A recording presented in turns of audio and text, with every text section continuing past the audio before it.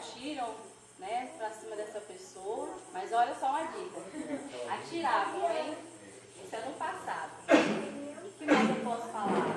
É uma pessoa honesta, uma pessoa de coração grande, né?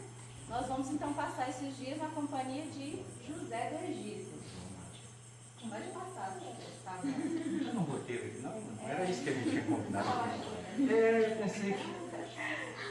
Vamos ler a Bíblia então, em Gênesis capítulo 37, nós vamos ler esses dois versículos. Gênesis 37, a primeira parte do versículo 2, e depois no capítulo 45 nós vamos ler a primeira parte do versículo 3. Nós vamos ficar só com a leitura desses dois pequenos versículos, dessas duas pequenas partes desse texto essa noite. Tá certo? Gênesis 37, segunda parte, a primeira parte do versículo 2, e Gênesis 45, a primeira parte do versículo 3. Nós vemos assim, Gênesis 37 e versículo 2. Esta é a história de Jacó. É isso que está escrito aí? Essa é a história de Jacó. Agora, vamos para o capítulo 45, versículo 3, a primeira parte.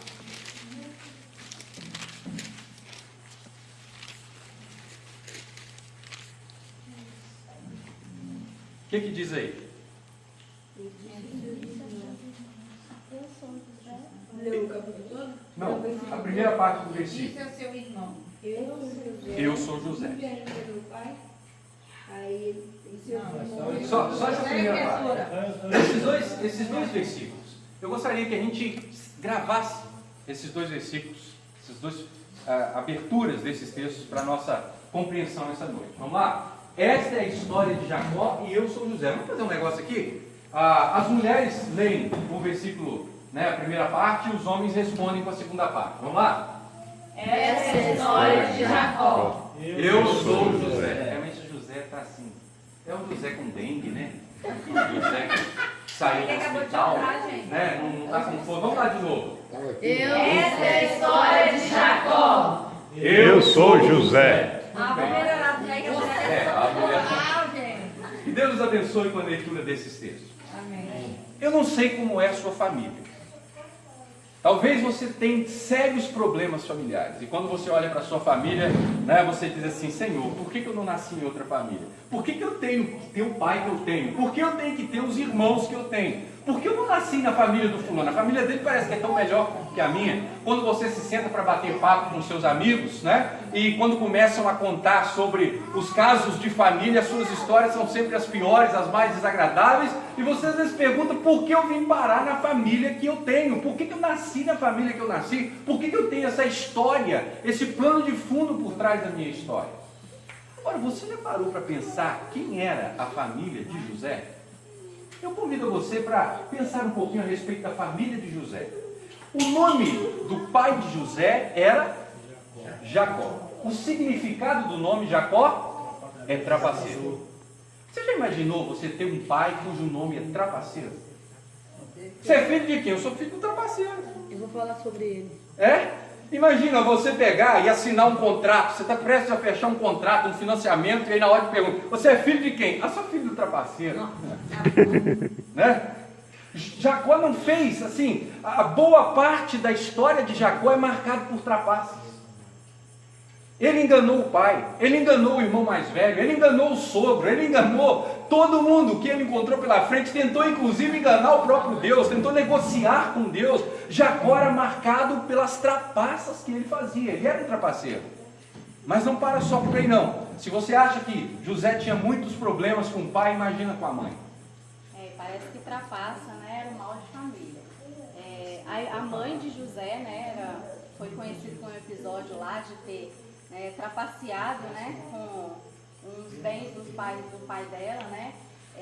Raquel, ela roubou o ídolo do próprio pai dela e ainda criou toda uma história lá, né, se aproveitou que naquela época de uma situação feminina, da menstruação, quando o pai foi questionar que tinha sido roubado, que levaram o bem dele, e aí ela foi e disse: olha, não pode me revistar porque eu estou menstruada. Então, assim, eu acho que trapaça, né?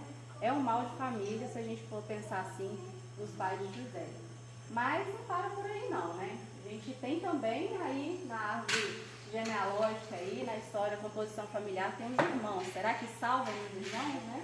José enfrentou um problema sério dentro da sua casa. Sua irmã, chamada Diná, ela foi vítima de uma violência sexual.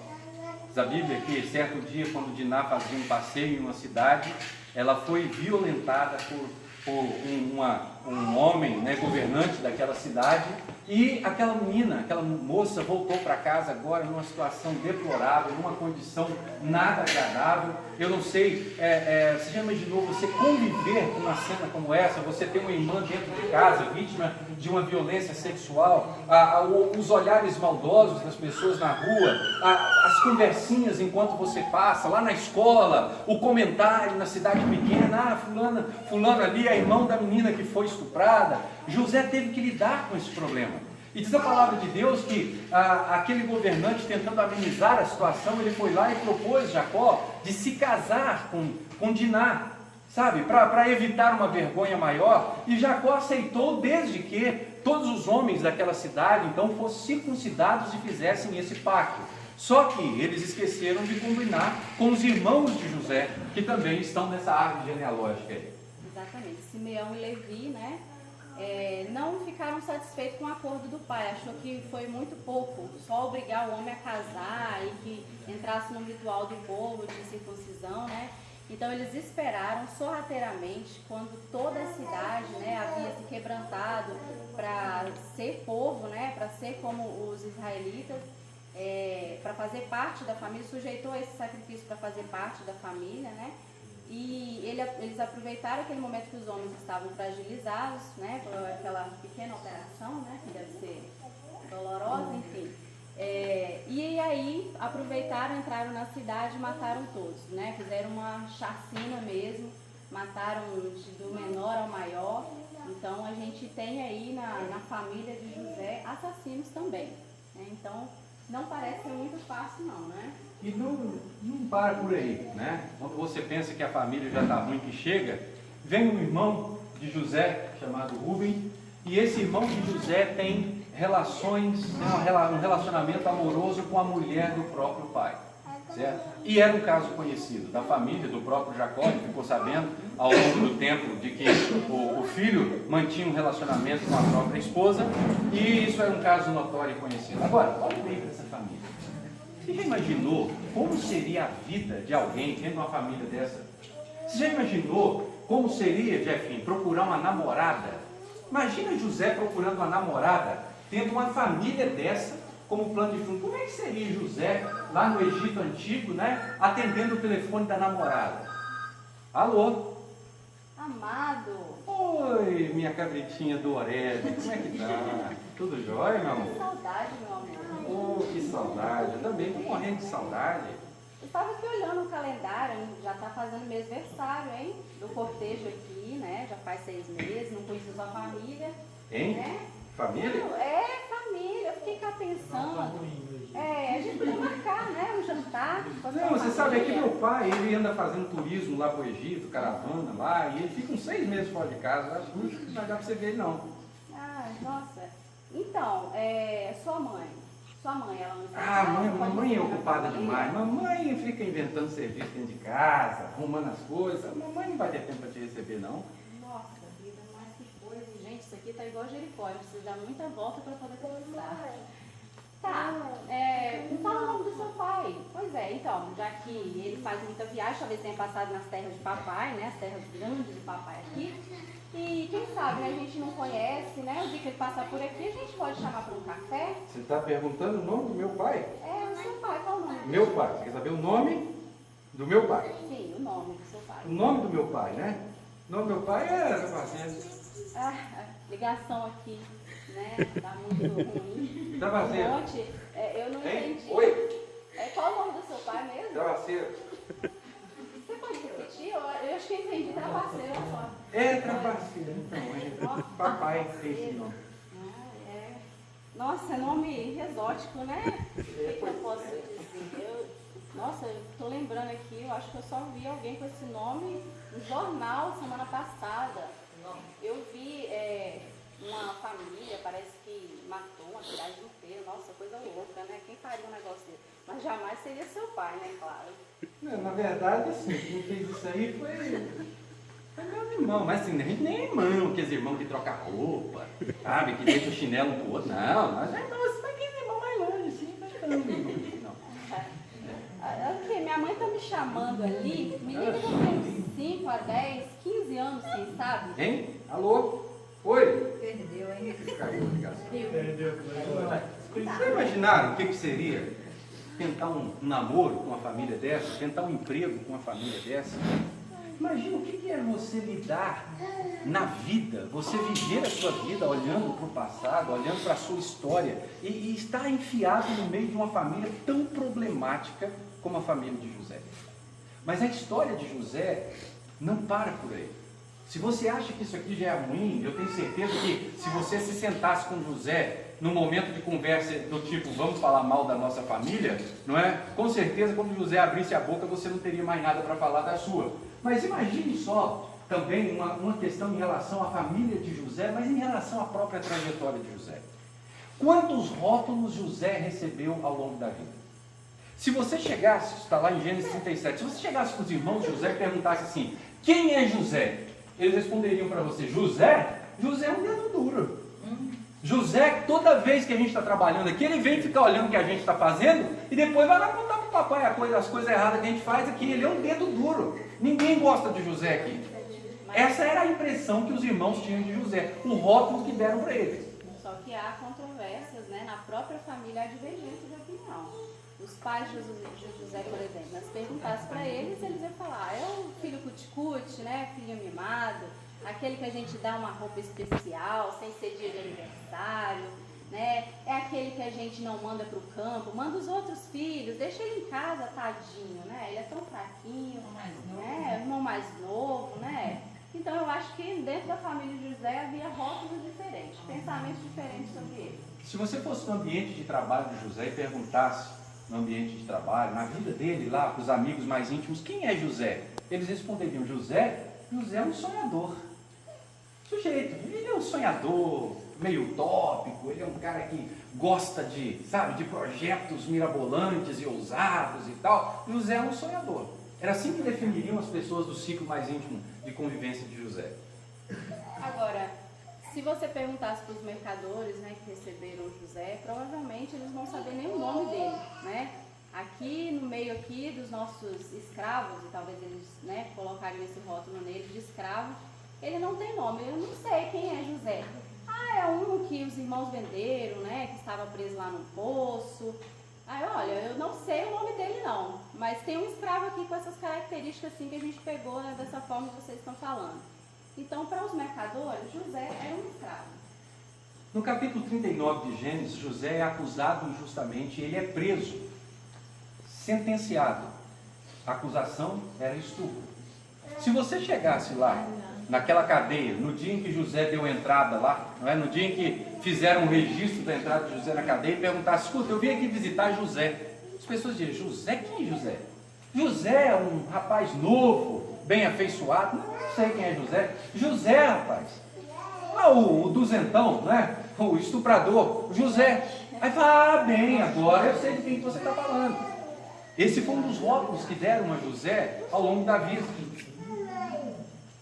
E por último, José também, né, ele recebeu o rótulo, o carimbo de prisioneiro. Quando eu olho para esse quadro assim, né, falando sobre ele, vejo que José ele passou por várias, eu fico pensando como pode uma mesma pessoa ter passado por várias impressões e uma completamente diferente da outra. Isso aí traz para a gente um pouquinho de reflexão sobre como a gente não tem controle sobre o que as pessoas pensam a nosso respeito. Vê bem, rótulo é aquilo que as pessoas pensam a nosso respeito, pensam sobre mim. E identidade é aquilo que de fato eu sou. Há uma grande diferença. Eu não tenho controle sobre os rótulos porque ele vem externo a mim. Agora, sobre a minha identidade, quem eu sou, né? Ter convicção de quem eu sou, isso aí diz respeito a mim. Por exemplo, se eu pegar esse controle aqui, o que nós podemos dizer, né? Eu diria que aqui no Brasil, em qualquer lugar que a gente for, alguém vai dizer que isso aqui é controle, né? Se a gente for lá no Japão, no idioma deles, eles vão dizer também que isso aqui é um controle. Pode dizer, né, que é de plástico, que é branco, né? Lá nos Estados Unidos, também no idioma deles, eles iriam dizer a mesma coisa sobre isso aqui.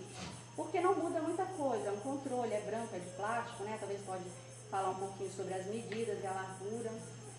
Agora, se a gente perguntar o que esse controle é para você, a gente pode ter várias ideias, vários adjetivos podem surgir. Alguém pode dizer, isso aqui é bom, outro pode achar que não, é inútil. Uma terceira pessoa pode falar que isso aqui é feio. Então você percebe que a essência, ela fica. Quem sou eu? Isso é único, né? As nossas características, a nossa personalidade é só nossa.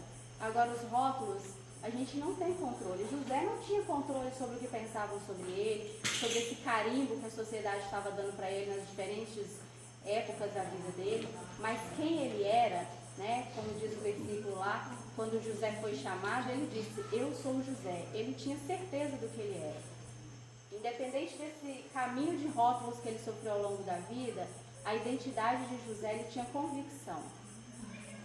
É interessante o versículo que nós lemos, o primeiro versículo que nós lemos. Esse é um dos textos bíblicos que mais me ensina sobre a soberania de Deus. Se você ler até o capítulo 37 de Gênesis, você vai ver todas essas histórias que nós acabamos de contar sobre a família de José. Trapaças, enredos de decadência moral. E quando você olha para José no meio dessa história, você diz, dessa família não vai sair ninguém que presta. Não tem como.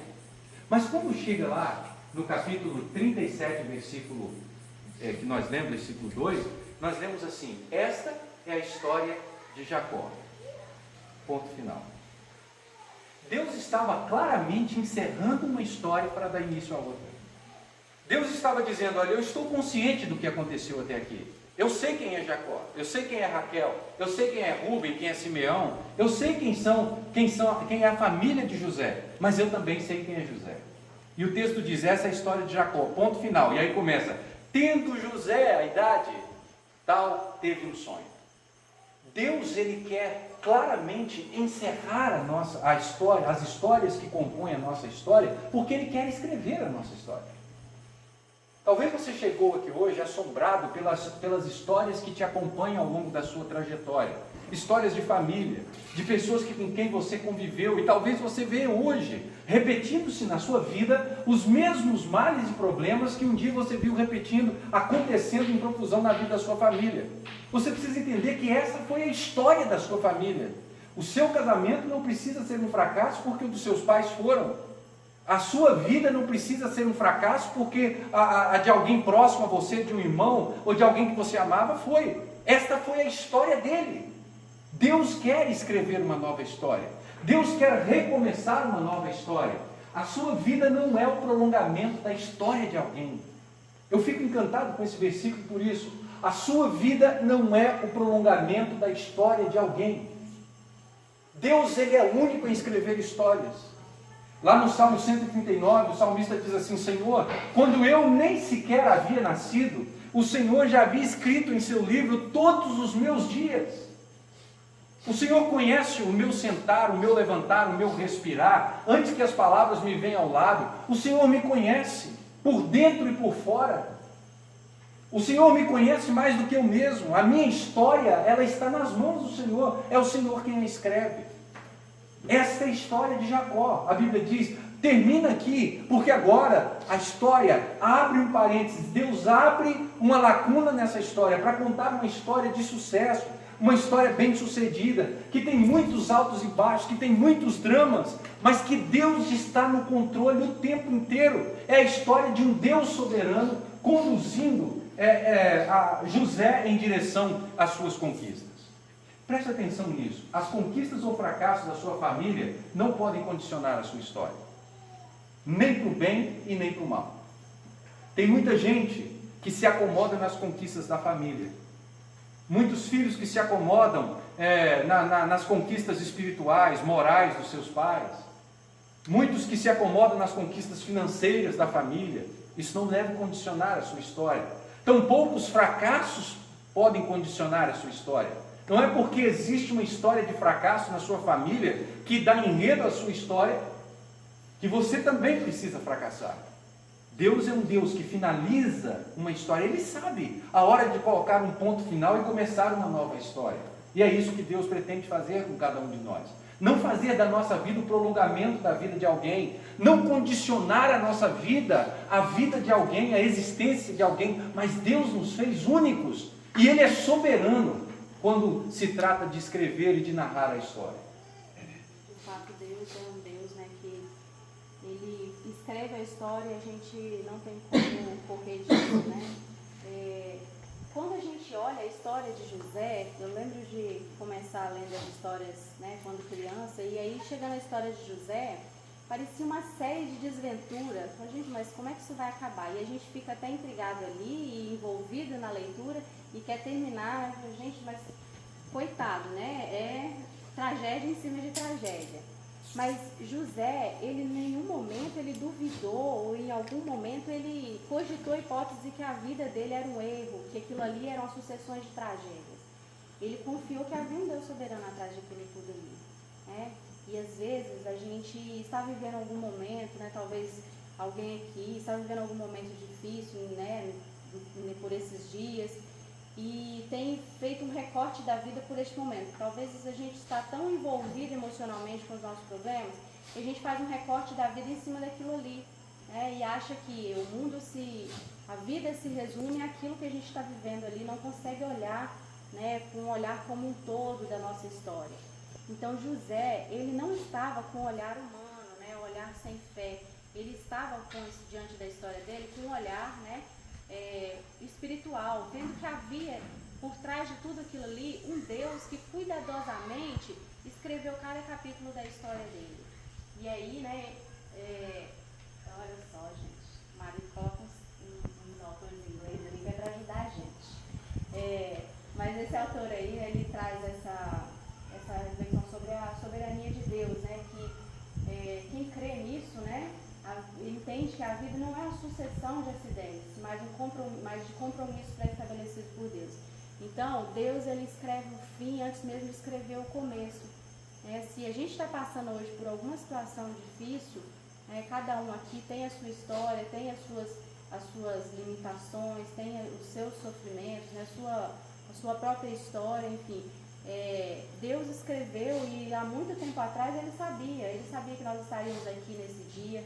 Desde a eternidade ele escreveu cada capítulo da nossa história, ele escreveu cada dia da nossa história. Deus tem controle de tudo. E José, em nenhum momento, ele teve dúvida que havia um Deus soberano por trás e tendo controle de tudo aquilo que estava acontecendo com ele.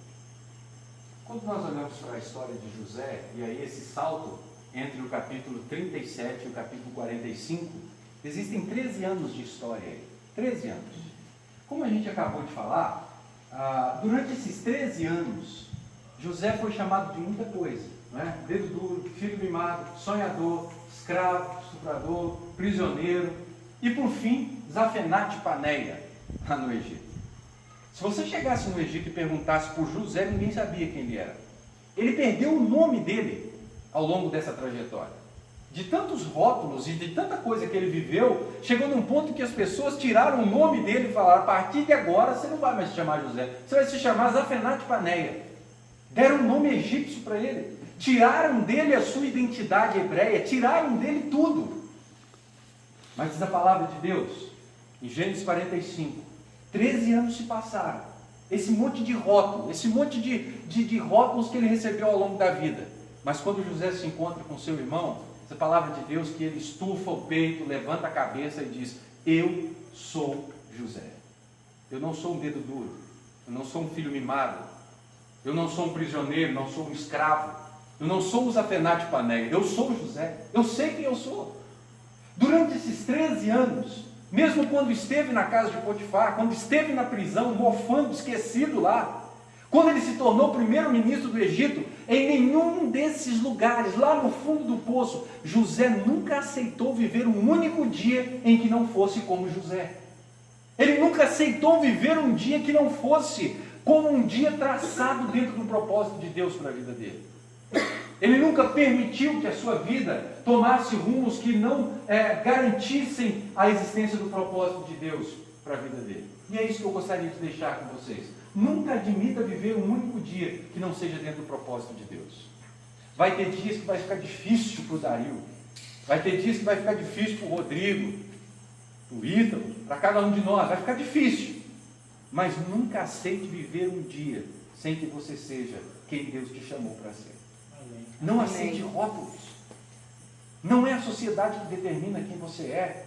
Não é as pessoas à sua volta. Isso eu vou dizer, inclusive no ambiente de igreja. Não permita que as pessoas determinem quem você é. Seja aquilo que Deus te chamou para ser. Seja bênção naquilo que Deus te chamou para ser. Eu queria contar uma experiência pessoal. Quando eu me converti aos 12 anos de idade, logo eu iniciei meu ministério bem precocemente, aos 13 anos eu já pregava e tal, e aí a igreja começou a olhar para mim como uma espécie de promessa, olha o Rony e tal. E a igreja criou sobre mim uma expectativa absurda, E eu estava lá aos 13 anos de idade, carregando um fardo horroroso nas minhas costas. Eu nem podia ser um adolescente, porque eu tinha compromissos que eram incomuns para alguém da minha idade. E a igreja esperava cada vez mais de mim, apostava em mim. E sabe aquela coisa de todo mundo chegar para você e dizer, olha, você é o futuro aqui, não tem, é você. Sabe onde isso me levou? Aos 19 anos eu estava trancado dentro de um quarto, afundado numa depressão profunda, tomando 3 tarja preta por dia para conseguir dormir toda noite. Sabe? Eu pensava que eu não podia errar. Eu pensava que eu nem podia parecer fraco, eu tinha que ser uma rocha, porque o que os meus colegas diriam de mim se soubesse que eu sofria as mesmas tentações que eles sofriam? O que os meus colegas diriam de mim se eu chegasse para eles e dissesse que eu tinha medo também como eles tinham? Que eu também tinha ansiedade, dúvidas como eles tinham? O que eles pensariam de mim? O que a igreja diria de mim se de repente eu me mostrasse fraco? E foi lá no meio dessa situação, naquela depressão, que Deus me ensinou essa lição. Nunca viva um único dia que não seja dentro do propósito de Deus. Davi escreveu dizendo, Senhor, o Senhor conhece a minha estrutura, o Senhor sabe que eu sou forte. Eu não preciso viver para enganar ninguém, eu não preciso viver a expectativa de ninguém. Eu não sei qual é o segredo do sucesso, mas o segredo do fracasso, sem dúvida nenhuma, é você tentar viver a expectativa de alguém para você. Viva aquilo que Deus te chamou para ser. Seja aquilo que Deus te chamou. Ele conhece a sua estrutura. Ele não espera nada mais de você, mas também não aceita nada menos. Ele conhece a sua estrutura. Ele sabe que você tem medos. Ele sabe que você também sofre. Ele sabe das suas imperfeições. Ele as conhece. Mas viva dentro do propósito de Deus para a sua vida. Ele é o Deus que chama, é o Deus que capacita, que conhece a sua estrutura. É o Deus que te habilita a viver. Seja aquilo que Deus te chamou para ser. Amém. De fato, é uma dor, né? Não é tão fácil assim. A gente sabe que é onde Deus quer que a gente está, é ali que a gente vai ser feliz se a gente estiver naquele lugar. Mas é difícil, de fato, viver com rótulos, né? Aquelas setas para cima da gente sempre, nos carimbando. Mas crer que estamos vivendo o propósito de Deus na nossa vida, essa convicção que é confortante, né? Que alivia o peso e que liberta das frustrações e dos rótulos da vida. Vê bem, José, ele poderia ter atribuído toda aquela série de desventura na vida dele à atitude inconsequente e cruel dos irmãos. Eu imagino assim, que José poderia, naquele calabouço lá, né, naquela prisão, ele poderia esbravejar, né, se não fossem os meus irmãos, eu não estaria aqui, talvez estaria lá comendo a comida quentinha da mamãe. Só que José, ele o tempo todo ele atribuía isso a um Deus supremo. Ele sabia que na atitude dos irmãos, a ida dele para o Egito tinha a mão de Deus. Tanto é que no final de Gênesis ele fala, embora vocês fizeram mal para mim, Deus os transformou em bem. Ele via que havia um propósito maior, foi para garantir e preservar a vida dos familiares, garantir a sobrevivência, né, o sustento, no momento que o Egito e toda aquela terra ali ao redor estavam vivendo fome, miséria. José estava no local estratégico. Vê bem, eu acho tão incrível como termina, né, qual o desfecho dessa história. José, ele poderia estar realmente lá no aconchego da família, não ter passado por tudo aquilo, só que quando a família mais precisou dele, ele estava no lugar certo. E nós só vamos ser plenos, né, nós vamos somente ser satisfeitos e felizes quando a gente estiver exatamente aonde a vontade de Deus quer que nós estejamos. Então nós podemos estar no furacão, se ali é a vontade de Deus, nós vamos estar plenos, né? Do calabouço, da prisão, do fundo do poço até o palácio de Faraó, José só estava pleno porque ele estava no lugar onde Deus queria estar. Então, assim, não sei qual o problema que cada um, né, está passando aqui, mas a gente é tendencioso sempre a achar culpados, né? A gente sempre quer atribuir a alguém, a alguma circunstância, né? Então, assim, que a gente possa, de fato, entender, procurar pedir a Deus os olhos de Deus, né? Que a gente possa ver a vida através dos olhos de Deus e entender que não há um culpado, né? Não há uma pessoa, uma circunstância que me fez chegar até aqui, onde eu estou e como estou, mas há um dedo de Deus que escreveu a história, né? Deus está por trás de tudo isso e esse momento que cada um de nós estamos vivendo, existe um propósito de Deus. E que ao invés de perguntar, meu Deus, por que eu, né? Por que fulano fez isso comigo? Por que tal circunstância comigo? Que a gente possa perguntar, Senhor, o que o Senhor quer com isso? Porque Deus, Ele usa pessoas, usa circunstância, tudo a seu favor, né? Para nos colocar no lugar onde Ele quer e nos ajudar a amadurecer espiritualmente como pessoas e nos desenvolver. Gostaria que a gente, né, cada um no seu lugar, que pudesse abaixar as cabeças para a gente orar, né? Para que Deus possa, de fato, nos libertar de rótulos e que Deus possa nos ajudar a ver, né, o propósito dele maior por trás de tudo isso.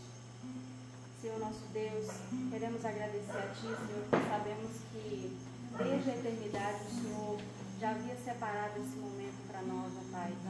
O Senhor tem um propósito na vida de cada um aqui, meu Deus. O seu compromisso, meu Pai, não é nos dar uma vida fácil. O seu compromisso com nós, meu Deus, não é nos fazer felizes, ricos, prósperos.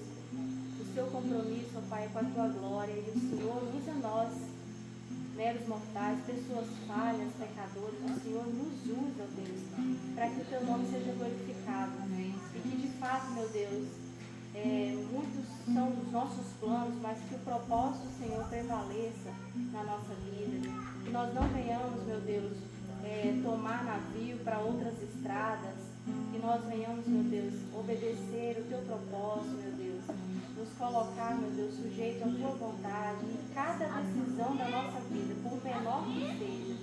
Que o Senhor possa ter controle de tudo na nossa vida, Deus.